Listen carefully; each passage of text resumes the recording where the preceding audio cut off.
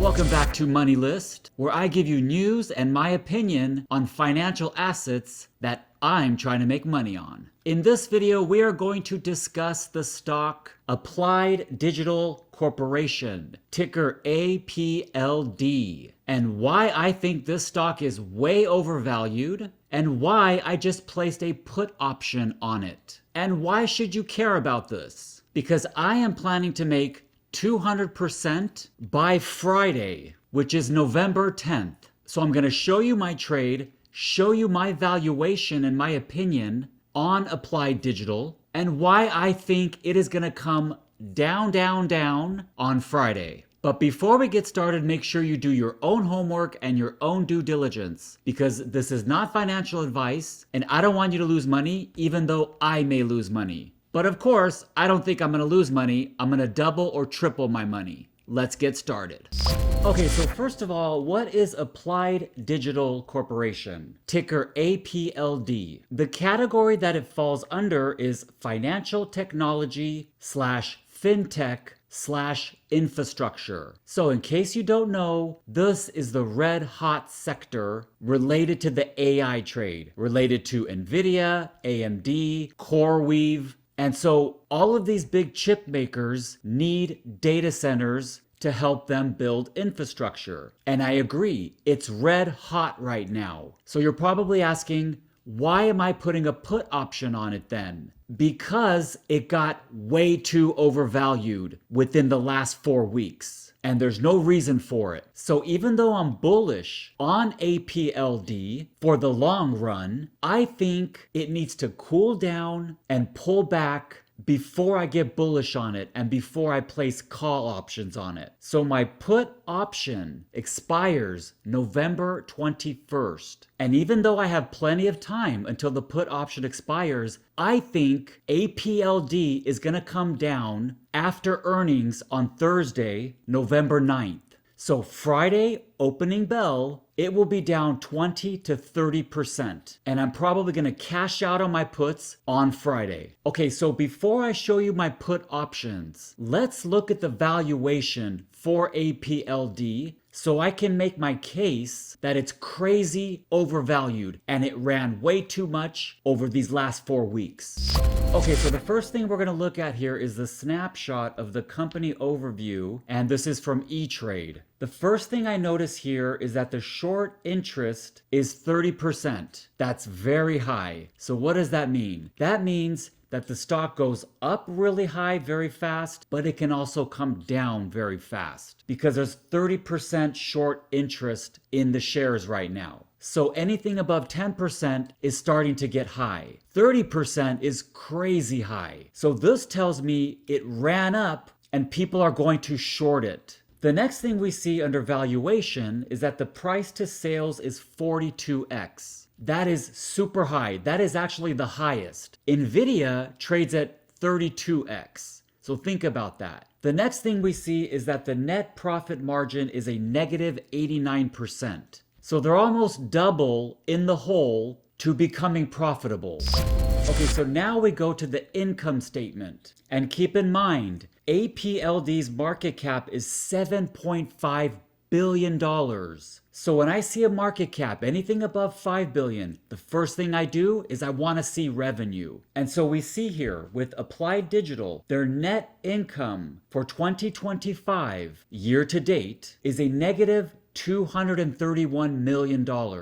And their revenue is $144 million, but their operating costs are $196 million. So their operating costs are greater than their revenue. So on Thursday, when they report earnings, I expect them to report about 30 million, but I also expect those operating costs to go up. And when Wall Street sees that, the stock is going to sell off. And let's say their operating margin improves. It still doesn't mean that they are going to be profitable. And because the stock ran up so much over these last 4 weeks, that does not command a $7.5 billion valuation. So now, let's say they blow out the numbers on Thursday and they post 50 million, 60 million, or 70 million. It still suggests to me that their operating costs are going to go higher because they're building right now. They're in the building stage. They're building infrastructure. And if we see from 2024, their operating costs went up. So their operating costs are not going to come lower until a few quarters from now. So now let's go to the balance sheet so I can prove my point about the operating costs. So we see here that their total assets so far in 2025 is 1.8 billion. Now you might say to yourself, oh, that's good. That commands a $7.5 billion market cap. But here's the red flag. Their liabilities are 1.2 billion. So when you subtract the two, you get 634 million in equity. Now you might say to yourself, well, that's good. That commands a 7.5 billion valuation. It would if their revenue exceeded their operating costs. Therefore, they would have a positive net income. But that's not the case here. So where does this 634 million in equity come from? And that's the red flag here. What do? We go to the cash flow statement. So now we go to the cash flow statement to see where this 634 million in equity came from. And what do we see here? We see $875 million in financing. And we see a negative 115 million from operations, and we see a negative 668 million from investing. So that means they put money back into investing, which is good for the long run because that investment will pay off quarters from now. But it's not going to pay off this Thursday, I guarantee it. And here's another red flag. When we scroll down to the cash flow statement, we see that their cash beginning for this last quarter was 32 million, and their cash ending was 123 million. So if they had less cash, and now they have more cash, that means some of that cash is from the financing. And that, in my opinion, is a red flag and does not warrant a $7.5 billion market cap. Now let's look at the chart so I can show you where it got overvalued. So we see on July 30th that it was trading at $10 a share. That's when they reported their last earnings. Then it shot up to $13 a share the next day, which is fine because there is anticipation that it's going to grow. And they have the deal with CoreWeave, which is backed by NVIDIA. So they have connections to NVIDIA and CoreWeave, which is fine. I get it. And then 6 days later, it shoots up to $15 a share. So that right there, a 50% move from earnings, and they have a negative income is too much. That's too much hype. That's too much running. But it gets worse because about 25 days later, it shoots up to $16.70, which was August 27th. So $17 is my first put option, which I'm going to show you in a minute. But in my opinion, it must come back to that $17 level. And then it gets even crazier. It takes a dip from about 17 to about 14 and then goes on a crazy run. From September 8th, it was at 14 a share, and then it ran up all the way to 27.71, which is where it is currently at.